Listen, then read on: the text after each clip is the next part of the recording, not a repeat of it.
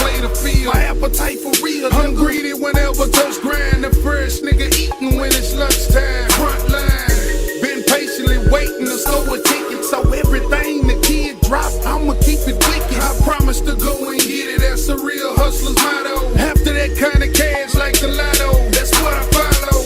Heavyweight shit like I'm walking quicksand. Life jacket on, keep me from drowning when counting grand. 10 toes, I'ma stand. Hustle till my casket drop. Until then, I'ma play the game. Welcome to Chronic Conversations. It's your girl Mary Jane And Talissa. And Gabby G. We have a special guest today. What's up, Graham? Mr. Graham Man. What's up? What's up? What's up? Feel like I'm in the spotlight, like the little rotisserie chicken that's rolling around. Yeah. Yeah, I think y'all, feel like this is set up, but I'm here. We have a way of making everybody feel like that. Okay. Yeah, you're not the first one. Well, I appreciate y'all having me. Fan of the show. I got to catch y'all, so I like it. Good thing. So I appreciate y'all having me be here. Yeah. So for those of you who don't know, Graham Man is you brought the radio station, the hip hop radio station, to Waco, correct? Yes. Yeah. So let's just take it back on where you're from. Like, let's get the people to know who you are and how did you end up in Waco? Okay. Born and raised in Flint, Michigan, when the General Motors plants closed down up there. My parents migrated to Dallas-Fort Worth area, finished high school there, came to college in Waco, went to TSTC, went to Baylor, and that's how I came. You drink the Waco water, it's kind of hard to leave. Yeah, that's what they say. Yeah. So, that was that. After college, I moved to Houston, and always kept ties with Waco, and opportunity presented itself. Just kind of try to take advantage of it. Okay, so then how did you, what made you think of bringing, because before you, we didn't have a hip-hop radio station in Waco. Mm-hmm. So what was that just it right there? Like, we needed a hip-hop station? Well, I've done radio for 27 years now, so I always looked at Waco when I was in school here. I would hire the DJs from K104 to come down and host my parties and do all. I was like, man, Waco. As a Baylor student? Yeah, as a Baylor student. Okay. And I was like, man, we need a radio station here. So when I started working in radio and seeing the ins and outs, and, everybody thinks it's just like, oh, yeah, just go do it. I found out the hard way. You just don't go do it, but just stayed after it. And I think what it took, once I actually thought about I wanted to do it, took me about 11 years to make it happen. Wow. So is that just like manifesting, or were you like actively? I was like, from the day one I wanted to do it, and I was like, okay, I got to figure this out. So it literally took 11 years because, I didn't get no outside financing, no outside funding. It was all in-house. Everything did. So over a 10-year period. What year was that? This was in 99 when we first started. Okay. And we went on the air April 1st, 2010. Wow. So it was actually 11 years. It's a crazy backstory to it, too, because when we first started to get the radio station, the guy who we ended up getting it from, he was the guy who we were trying to get it from 11 years ago. And he wanted like $756,000 for the radio station. And at the time, I had some people to come together. I was only able to get like 300.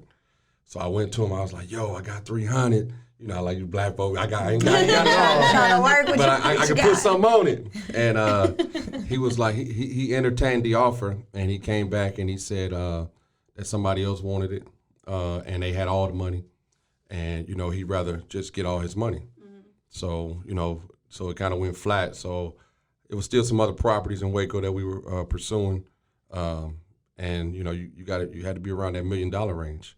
So I just went back to the drawing board. I had other businesses that I was doing, saving money, and I was working for this radio company in Bryan College Station, and they said, hey, man, we heard you got ties in Waco. I was like, yeah. They said, well, we're going to get these properties in Waco. Would you go back and manage them? And I was like, shit, I'm trying to own some stuff. But at the time, I was like, yeah, I'll manage them. So my partner now, his name Edward Sanchez, he was working in that group too. Yeah, shout out to Edward. And he came in and he said, man, I hope you ain't get your hopes up about going down there and managing that group. And I was like, what? He said, they didn't get the deal. I said, well, they said they had the deal. They made me an offer, what I was going to be making everything. He said, they didn't get it. He said, it fell through. I said, well, who bought the stations then? He said, some company called M&M Broadcasters. I said, I know him. He's like, no, you don't. I was like, that's the dude who we was trying to get it from 11 years ago. So he said, for real? I said, I'm finna call him. So I called him. And I said, hey, man, I hear you got these stations in Waco. What's up? And he goes, hey, I remember you. So I asked him what he wanted. He gave me the number. Boom, it was a done deal. Wow. What was it that you studied back in college that kind of did that lead you towards that, like, getting into radio? Yeah, we did. I did communications in college. At TSTC, they had this program called audiovisual production. It's changed now, but that's what it was back then. That was long Did it help time you? ago. No. No. Honestly, but Baylor, we actually had a college radio station. We were it was 107.1. It was KWBU, which is 103.3 now. But it was in the Castle Law Was that like Communications. AM or something? No, it was FM. FM? Okay. We was on the FM dial. We was in the Castle Law School of Communications over there, and it was an actual radio station that broadcast through Waco. So for like 2 hours a day, that was like our class. We had to go on the radio, and we did that. So, and I mean, we always got in trouble because we always played the music we wanted to play. Right. Just Which think. is what? What music would y'all play? She's familiar. Man. Yeah, we playing hip hop and everything. But back, you got to think Baylor back then. This was like 95. Right. 94. When you was the only black child there. Not really. that didn't play sports. Right. Yeah, so we did that, so it was fun. So we got in the radio doing that, and so we had that platform there, which is not there anymore. From what I haven't been back over there, but they say it's the rooms are still there, but obviously they don't broadcast or nothing. Yeah. That's cool Okay. though. Yeah. So coming from Flint and being able to, bring this to Waco, what inspired you to just stay here? Because it's really... Well, that wasn't the plan. Yeah. I wasn't trying to move back to Waco. I told you drunk the water. But no, I came back and I thought it was important to be able to establish the business. A lot of times us as people, when we open up a business, we just, everything's just going to happen. You have to, it's kind of like a newborn baby. You gotta raise it. You gotta develop it. So it was important that I 24/7. That's what I did. Just managed the station, and was able to grow. How did Waco respond? Because I wasn't here. It was crazy. Number one, they didn't believe it. They thought it was gonna be some fly-by-night operation. Right. 11 years later, we still here. But everybody just they were very receptive to it. I mean, we didn't, but people just didn't believe it was, had no sustainability to be able to last as long as we did. We had a lot of objection at first, with some of the companies with advertising. Oh, well, y'all are this, or y'all are that, and we just had to establish ourselves as a player in the market, and we've been able to do that. Awesome. Right. So are you where you want to be now after all those years of just being in the business? Yeah, actually we are. I had a little hiatus and I came back and I've been able to acquire some more properties. Mm-hmm. So now we have other radio stations under our belt. Yeah, that's cool. So, I mean, it's going. It's expanding more and more. Right. I feel bad because I don't be in Waco as much as I used to. I probably come here twice a week now. Mm-hmm. And if I do, it's only for a few hours. So I'm in and out because we're doing some other stuff. But I think we have a great team here, of people. And honestly, everybody who's at the station has been there since day one. Right. So they all been there. So everybody knows what's expected of them. Everybody knows what to do. And then, me being an asshole don't help. But, No, it does help. It really does. So in this journey, have you had any halts? Like anything that has stopped? Hell yeah. How long was the hiatus? 6 years was the hiatus. But I mean, life. I mean, even before that. Even before that. I mean, I think as an entrepreneur, if people really knew what it takes, I remember Jay-Z had a quote. He said, "Everybody want to emulate the end result. Right. Nobody want to emulate the process." So I think that the process of what you go through, he used the analogy. He said, when Kobe scored 61 points, that's what you emulate. But nobody emulated with him when he was in practice all them days and all them hours. Day and night. Right, day and night. And it's the same thing with entrepreneurship in a business. Everybody wants to, be on the IG and the Facebook with the money and say we have a business, but what does it really take? Yeah. It takes a lot of management of the business. It takes a lot of decision-making, time. Every single day, you have to be a part of your craft. And it bothers me, like when I see people who say, I do this on the side. I mean, you'll never, ever get nowhere doing shit on the side. Yeah, I You agree. you gotta, you know what, I'm gonna take this and this is what I'm gonna do. Well, I need this job because I gotta have the money. Step out on faith. Yeah. Right. I mean, for real, if you don't believe in yourself, I mean, why you expect other people to believe in you? Right. Yeah, Right. So- if and you it don't believe shows. in your product or your Right. service, then That's what you got to do. I stopped working. I haven't had a job working for nobody else. I never forget. I got fired. My ass got fired. I was working for City Group. I don't know if y'all Yeah. So I was in Houston, and it was in March. No, yeah, it was March of '99. They fired me, and from then on, I said I ain't never worked for nobody else again. Right. So after that, but yeah, so I was like, I'm just gonna step out on faith. And now, if truth be told, have I been evicted out of some places? Yeah. Had them constables came, knocked on the door, and with the packing truck out there. I done been through all that. Right. I mean, I ain't there now. And that's though. what made you right. Right. But made it through it. It was part of the process. Right. Yeah. It was part Nobody of the process. sees that part. Nobody sees Yeah, that part. yes. So they don't see when. I'll never forget one of my partners. We joke. I was on the phone with him. I was trying to get me something to eat, going through the line at McDonald's, and I said, "Let me get a Happy Meal." And they said, "For a boy or a girl?" I said, "Nigga, for me." For me, I'm hungry. But that's all it was. But people don't see that. They just The see the end struggle, result. yeah. They see the 750s and the Escalades and the watches and the shoes and the money, all that stuff now. But you don't know what it took to get there. Right. And I think they don't tell it because they're either ashamed or embarrassed, but they don't understand that they're really like the most inspiring stories. Yeah, I mean, my story. I mean, it ain't no secret. I went to prison for 6 years for something that I didn't do. And everybody, everybody in prison innocent. I mean, Yeah. I'm familiar with that. Yeah. But 'Cause I was about to say that. Yeah, I know. I've been there, so I know. Right. But I didn't do it. At what point did you see it take a turn What you mean? right before the 6 years? I don't understand the question. Like, did something happen that it was just like boom, or was it a process that led up to that No, point where you got in trouble? No, it was a process. I mean, this was the feds. Yeah. So the Fed, it's a process. They come. They don't just come and arrest you. They watch you. Yeah. So you felt no pressure or nothing before that? Well, I'll give you the quick version, Cliff Notes version. I owned a restaurant, a bar and grill in College Station, Texas. And I was pulling up to my building, and this white guy in this Durango, he cut me off. And I said, "Man, what the fuck up with you? This, and this." And he pulled out, he said, "Agent Hobb, FBI."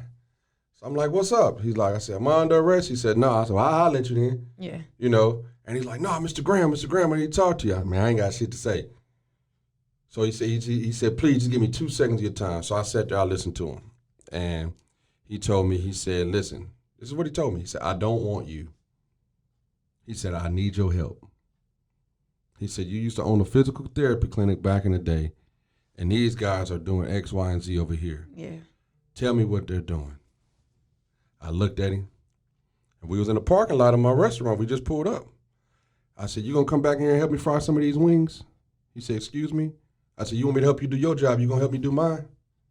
Right.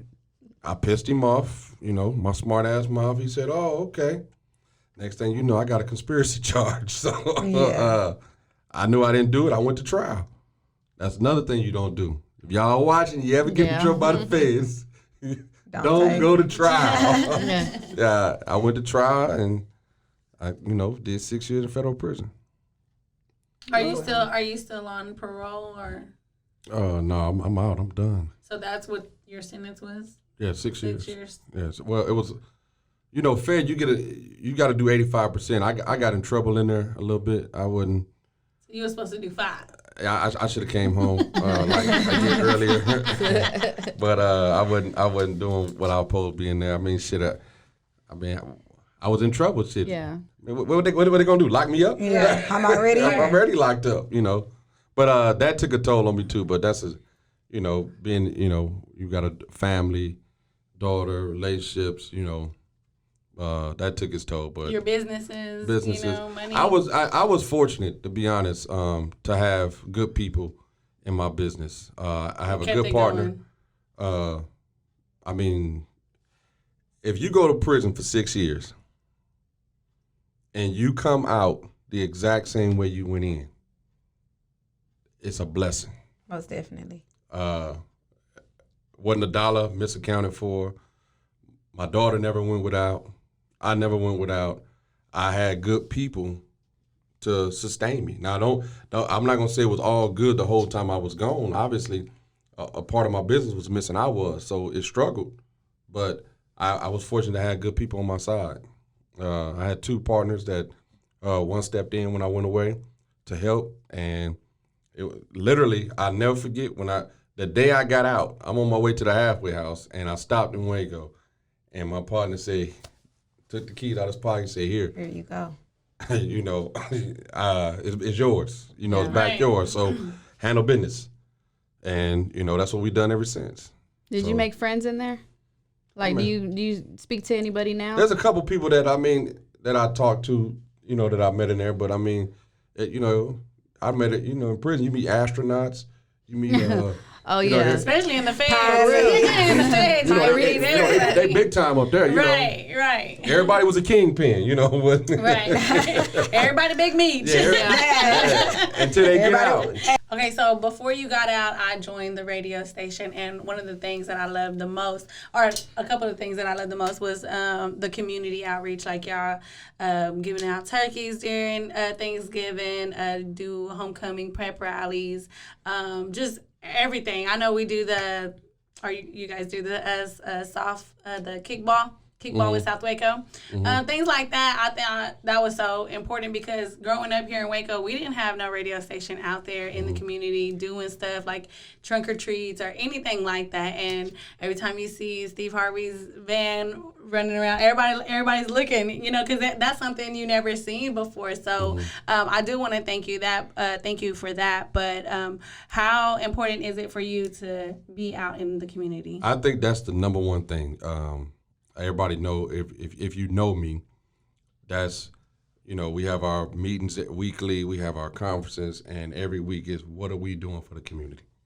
Obviously, we're a business, so we have to make money, but our duty is to serve. Give back. One of the things when I got the station, I wanted to be a voice. Black and brown folk didn't have a voice. Right. We didn't have no media outlet. We didn't have nowhere we could go and nothing we could do. So I wanted to make sure that we had a voice, and part of that is community outreach. So if we're not doing something for the community, I don't want to be a part of it. I mean, that's why I partner with like Big Binky. He does his stuff. Anybody who's doing stuff, I want to partner with you. If y'all doing stuff out there to serve the community, y'all need a voice. Y'all need that megaphone to let everybody know. That's what we're here for.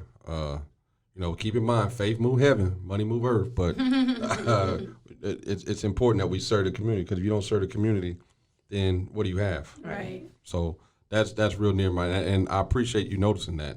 Yeah, I realized that, like, working with you guys, that was my favorite thing to do. But also, like, there's other bigger businesses who do have more money who aren't out there in the community. And I took very offense to that because this is my community. And I'm like, you guys are making money off our community, and but I don't see y'all out here. And as a small, the radio station is compared to these bigger businesses. It's like, but they do 10 times more back, giving back. Oh, they gonna take your money now. Trust me. Yeah.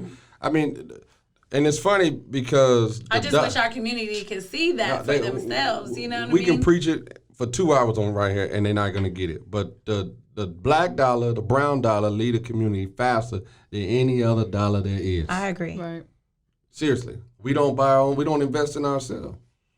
We don't. Yeah. I mean, it's sad, but we don't invest in ourselves. So that's the problem of it. When you make $100, I want to go to the Gucci store. Yeah. You don't want to go to the store in the hood or whatever. New beginnings. Right.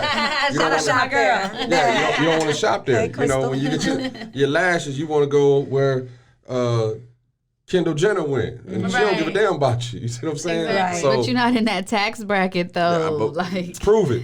you know, No, seriously, because You a lot of people live beyond their means. Right. And A lot of people. a lot. Everybody. A lot of people. A lot. A lot of people. Come on, what is it? Fake it till you make it. Hustle till my casket drop until then I'ma play the game. Like a hammer on the block. Love began to rock. Like a hammer on the block. Love began to rock. Like a hammer on the block. Like a hammer on the block. All right, then, shit, that's a bad day, my nigga. You out here waiting on. See me on the first, stacking up my pesos, breaking down blocks like little kids playing with Legos. Watching out for these niggas that slimy like tomatoes. Snug nose tucked tightly, so you better guard your halo. They ain't see us coming, now we gone, and it's time to eat and sludge hound the boulevard. These niggas can't compete. And showing off when we put them in a line. This and 84's got these niggas looking around. So you asked me a question, and I'm not gonna flip it on you, but I did. You said you used to work at 94.5. Oh, here we go. here we go. Yeah, I'm just saying. to beat us to it. All right, go ahead. I still do. Look. Yeah, I mean, you know. Yeah, you really you want to Look. Yeah, I'm just saying you used to work there. I mean, what happened? You came home.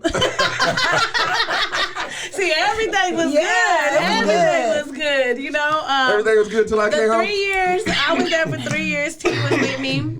T was there with me. She stopped months before you came home. And, you came home and they just, we just would butt heads all the time. And We butted heads. yeah. so let's talk about it. Yeah, well, hold on.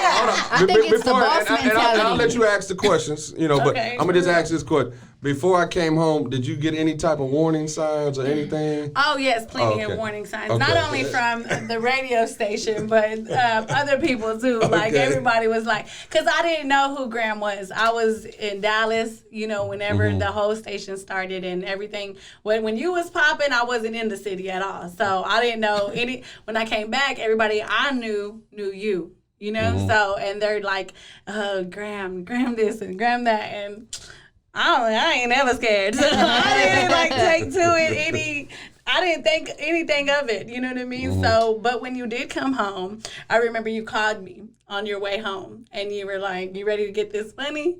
And I was like, "Yeah." And you're like, "No, I'm talking about some real money." And I said, "Well, I ain't trying to go to the feds, but yeah, I'm ready." And so, I lasted for a few months, and then, I don't know how it started or where it began, but it was in the midst of you basically, growing your business too. It was. I'm in school, and growing my business. I started you came home February, and I think I opened my business in June.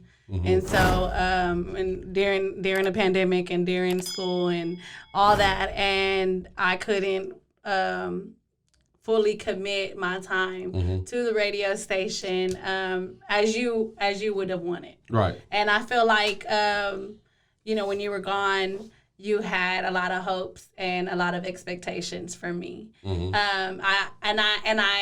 I'm down with the station. Don't get me wrong. Like, I really wanted to play that role that you had for me. It's just the timing of it was a little bit, hard for me because I'm a mother, I'm a, student. I'm going to say this, though. I business think, owner. right. I'm going to say this. Looking back, and I remember you went on Facebook and clowned me. No, yeah, that ain't what I did. She's talking about we. Yeah, y'all did. Because I had something to say. Yeah, No, and that's wait. cool. But you know what? I think. I didn't clown you. Yeah, y'all did. No. It's cool though. Sis. I'm here, maturity, growth. But I really believe that honestly, God has something greater for you. Seriously. And it don't mean that we can't, Right. coexist. I think after we had that little moment, a lot of people don't know, but we were able to talk. You called me, and if you needed me, I was there. Vice versa. But I think it was just I think it was more for you to grow. Like you left the radio, you had a podcast, now you got 2 podcasts. You had a smaller shop, now you got a bigger shop.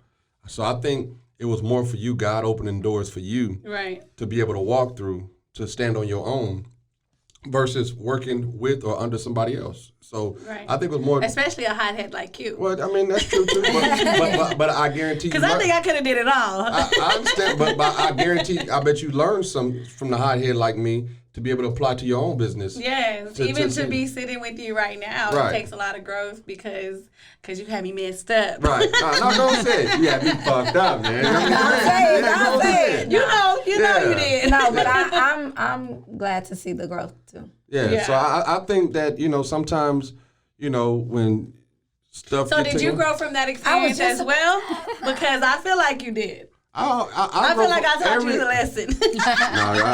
We always. I really do feel like hold on, where the camera at? That's what I meant right here. No. Because I do feel like when I said I'm glad to see the growth, that was towards you. Yeah. I just think that.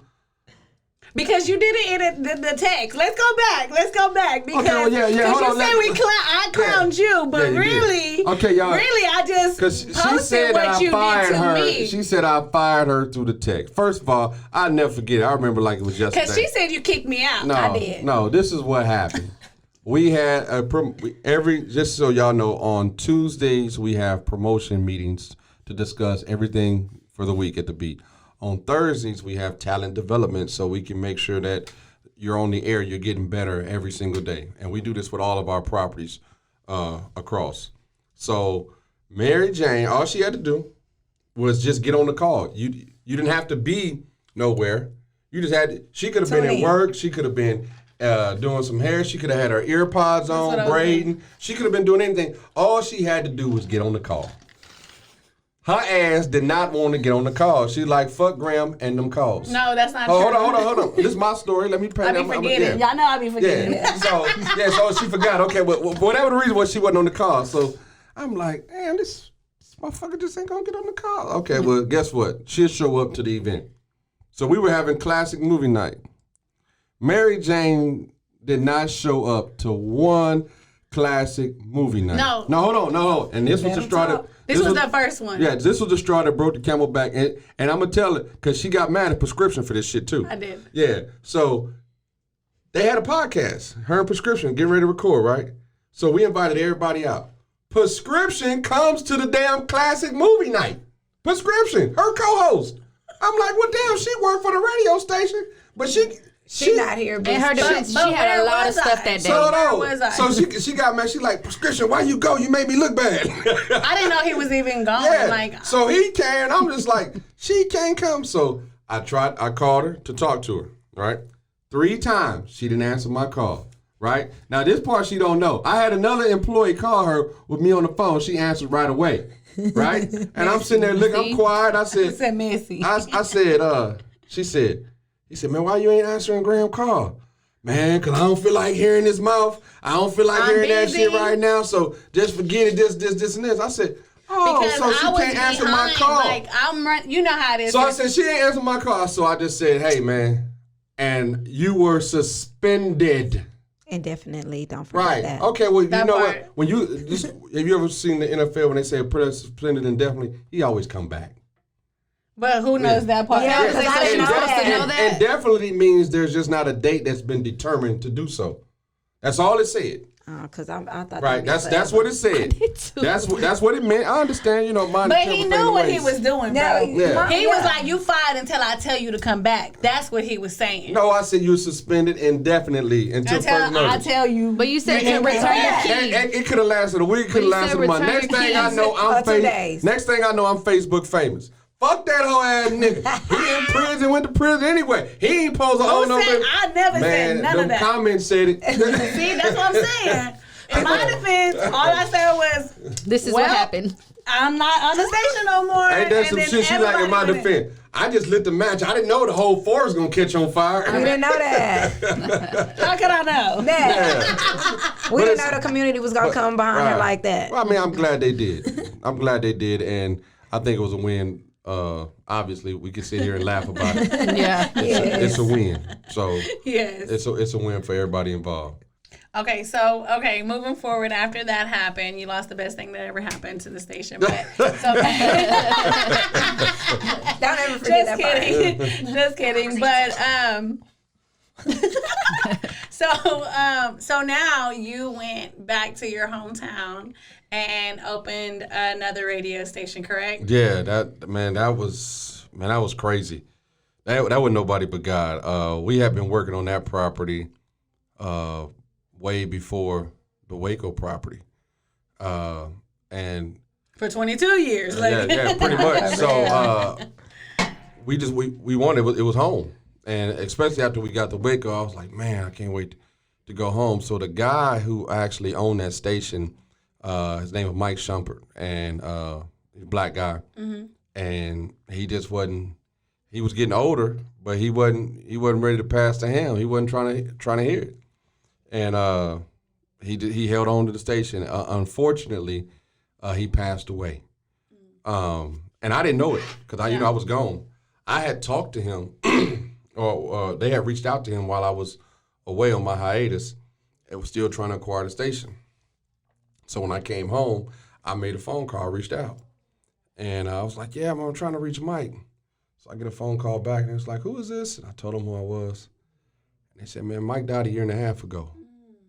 I said, "Oh wow, okay." So, it was just kind of a somber moment. Somebody passed away, and through some family connections, my ties with Flint, we were able to connect with his family, and we had a meeting with his family, and it was crazy because his daughter and his wife, they said, "We've been getting all kind of calls for people to get the station. We don't know what to do. We're really not going to do anything." And we sat down in a room kind of like this, at a table kind of like this. We had a conversation.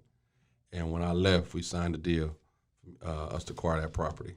Wow. So it happened just like that. And I was like, man. So it was just crazy, to be able to go home. Right. Like I consider Waco my second home. I was born and raised in Flint, but, Waco, because I went to college here, I acquired a lot of skills in Waco. You grow into a man, from a boy to a man. A lot of that transition happened to me here. Right. So I consider this kind of a second home, but to actually go where you were born, Right. grew up from, and to be able to do it, and it's the else. impact that we having on Flint right now, same impact that we had on Waco years ago. So man, it's a blessing. I'm telling you, that it is. That's why I said what God has for you is for you. Yeah. So anybody out there, if you have a vision and your vision is not attracting resources, I'm going to say that again, your vision, whatever vision that you have for your life, your business or whatever, it's going to attract the necessary resources. And if your vision is not attracting resources, it's not a dream, it's a scheme. So stop scheming. That's a good tip. For real. Right. Stop scheming and just if it's for your life, just know, it's going to happen. Artist of the Week. We do Artist of the Week. So what local artists are you listening to at this time? Local artists in Waco. Man, y'all gonna Who's put me on caught the your spot. attention? Yeah. Y'all know how much music I get from Waco a week? Okay, wait. Time's out. Before we do this, let me just say that 94.5 The Beat is the station for all local music. Like, I think that's another thing that I really enjoyed was Street Beats. On Sunday nights. DJ Precise plays the underground music, and we showed so much love to the local artists. That there's no way that y'all can't get y'all props on that because they can't go into no other radio station in America, the whole America, and get played like it took me a while to get there though, man. Because we're in Waco. It took a while to get there. To get to the support. Right for us, right, because I wanted the artists to understand the business. It's side. a business, and everybody just want to go in the studio and just make a song to get on the radio. Well, you don't have your publishing in place. You don't have, your stream, and you don't have your... to be in rotation on the radio, you have to have these things. Right, so, excuse me, people that had a business, so I wasn't messing with a lot of people because I was like, bro, get your business together. I'll show you. I'll help you. but they didn't want to invest in it. But you wanted me to invest my station into you. Yeah. So after we got over that hurdle, you know, it opened up the, some doors. And man, I think the first local artist, obviously, we broke was Binky. Yeah. And it was crazy because a lot of stuff happened in the offices like these. Binky and De Niro and them came over, and Binky was trying to push another single. And I looked at Precise, and I was like, bro, that's not the single that we need to be playing. Right. So we're going to find a single. So this is a true story. We're in my office, and we're just going through the CD. Right? So when we one song went off, and Hammer on the Block came on, but we were talking. So we're just in the background. And I said, hey, wait a minute. I said, that's it right there. De Niro looked at me and go, man, I was just playing around with that. I said, bro, that's your hit.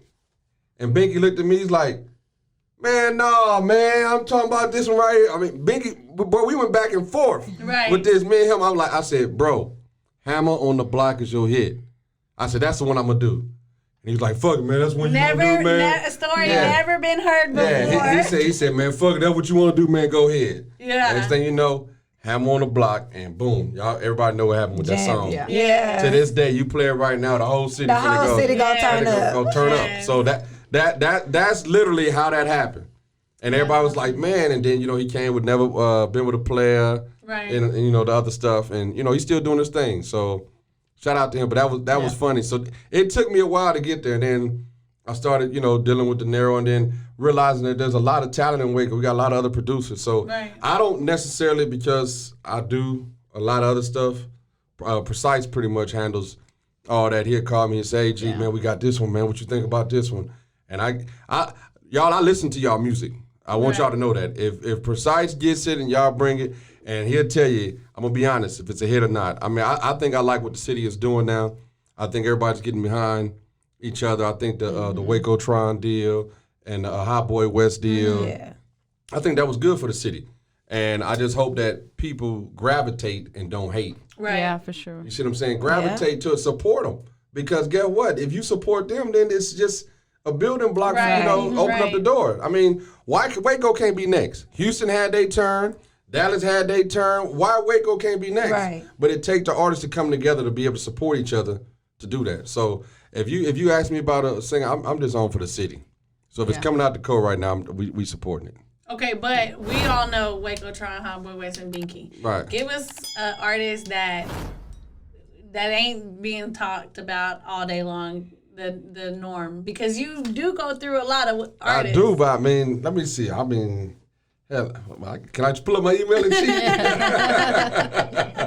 Hold on. Let me pull up hold on. Can I phone a friend? No.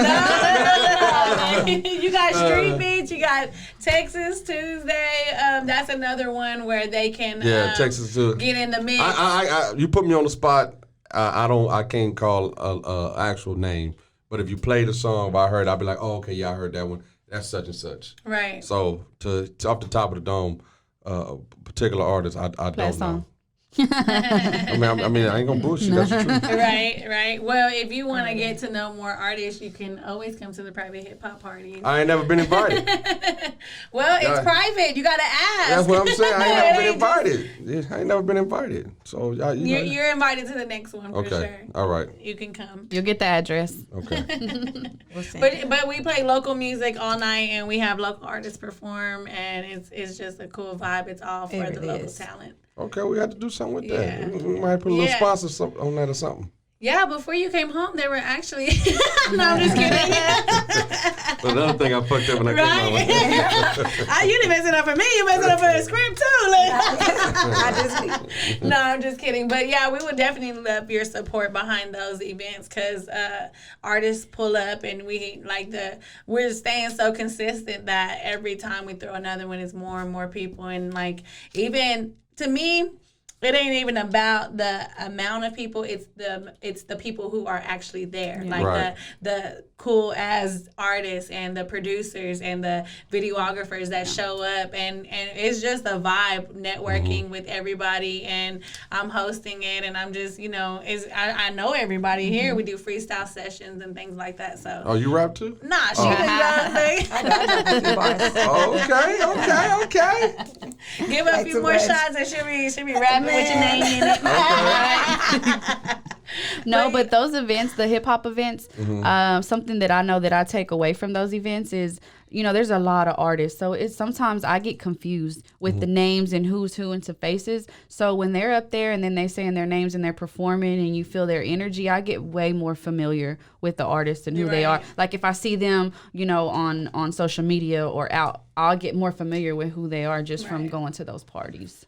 Yeah, it's a whole bunch of eagles in the atmosphere. And everybody supporting everybody. That's what I like too. Right, we go up and set up our table and just chill. Okay. Merch. Network. Yeah, All right. network Script, what up, though? Yeah. He doing Yeah, his we thing. need a vendor for 94.5 to just pull up and just had a Steve Harvey out there. Yeah. Okay, we in there. Okay, so what's next? What's next for Graham? Just continue acquire more properties. The biggest minority-owned radio group right now is Radio 1. I actually work for her. Her name's Kathy Hughes. Her and her son, Alfred Liggins, run it. I'm trying to be like them. Right. And she gave a great blueprint. She started off just like I did. LMA, a radio station in a small town and outside of D.C. So I'm just trying to, follow that, acquire more properties, radio stations, and keep working. I also own the tax business, and I didn't kind of, jumped in a little real estate game, with a couple flips, but, it's a business, and, like I said at the beginning, you can't do side stuff, so you got to be all in. Right. Yeah, and if Chip Gaines is watching this, listen to this. This is a true story. Chip and I went to high school and college together. What? Yeah, now, before he got on HGTV, me and him used to hang out. Like here in Waco, when Magnolia was struggling, bro, yeah. Let me look in the camera and say this. Me and you used to go and eat at these places. Now I can't even get a hold of you. So Chip watching, y'all know him. It's because you went to the feds, bro. Chip ain't trying to be involved. Well, see, And y'all know what y'all was doing in college. hey, no, it ain't. You know what happens when you go to the feds. I'm out. I'm telling you, man. He said, I'm out. I'm out. I'm free. Yeah, but it's fun. Yeah, people. I see that story, and it was funny you said that because we they had this thing at the zoo back in the day where all the rich people would go to the zoo. They had a little, I forgot what it was called. Jubilee. Yeah, that's what it was called. So we was there. So Chip and I, we were at the table together, and he was telling me about, Magnolia, and they getting a pilot for the show. And I ain't gonna lie, in my mind, I was like, man, I hope you get out. I'm like, man, these people ain't coming to Waco to do this, this, and this. Hating on the city. Right, no, I'm just saying in my mind, I was thinking small. Yeah. So it was funny. So he just, he was telling me, he was like, yeah, Graham, and this, and this, and well, Chip called me by my name, Squeak, because we went to high school together. So he's like, Squeak, this, and this. So I'll never forget, man. I'm in the joint, and I turn on the TV, and I see him. And the first thing I said, man, that's my boy. And everybody, nigga, you don't know him. And I'm like, no, I know him. I went to high school with him. I went to college with him. And it was just funny to just see that. And I think that's another big thing for the city, what they've been able to do, man. So that was the whole purpose of me saying that on how, stuff is going forward for the city. Yes. In a fast pace, in a very fast pace. Yeah. I only wish that they would take that brand and use it more in our community, because that's how. Well, honestly, that's one of the reasons why I want to reach out to them, because I think relationships matter. Yeah. Right. So, I mean, just say, for example, they want to do that, but they don't know how to go about doing it. Exactly. But if they know somebody that's in that arena, they'd be more inclined to say, I think they would too. I'll partnership with them. So, I haven't actually did no research to try to reach him, but that's in my plans to be able to work with them again. Because, I mean, high school, we were 9th, 10th, 11th, 12th, then Baylor. So I've been knowing Chip for a long time. Yeah. I don't know his wife though.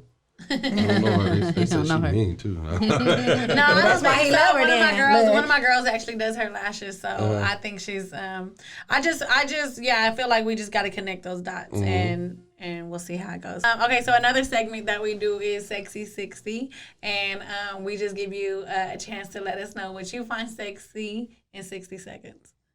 I just like authentic, natural beauty. I like somebody who's them. I understand a lot of women, y'all like enhancements and stuff on, everything. But On everything. on everything. But to me, I think a woman in her purest form is the sexiest thing in the world to me. Oh, I like the answer. See, so for all y'all who are doubting yourselves. Right. No, for real, I like people who own it. Right. Like, I say this, and I've never dated a woman who had fake hair ever. Like, I've never dated a woman. Like, I mean, like, we together, like, we in a relationship.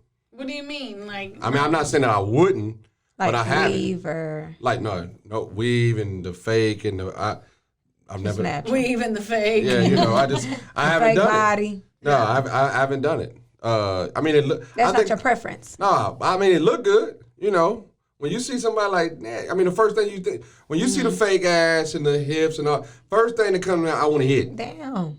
That's Right. from a man. I mean, but when you see a woman in her purest form, you're like, I want to marry her. Yeah. I want to know her. yeah. And I ain't never been married either, so. I was going to ask that too, so Yeah. I'm glad you answered that. I'm 45. I ain't never been married. I don't think it probably ain't gonna happen. And how And you many only kids? have one? Why do you think you've never been married? I don't know. Is it because you're mean? I was just about to say, Wait, is asshole. it just because you never got on one knee, or? Well, no, I've been engaged twice. Oh, okay. I just never made it down the aisle. They say the third time's a charm. But I'm not gonna do it no more. I'm not gonna do it no more. I'm not doing it no more. How many children do you I have? have one. One, And she's okay. grown. Oh yeah, just Yeah, it's over with. keep living life, your girl. life. Yeah, it's over with. I got one going. child. And she's in college right here in Waco. Those So, properties are the babies. And, Yeah. and the wife and the Yeah, I life. don't.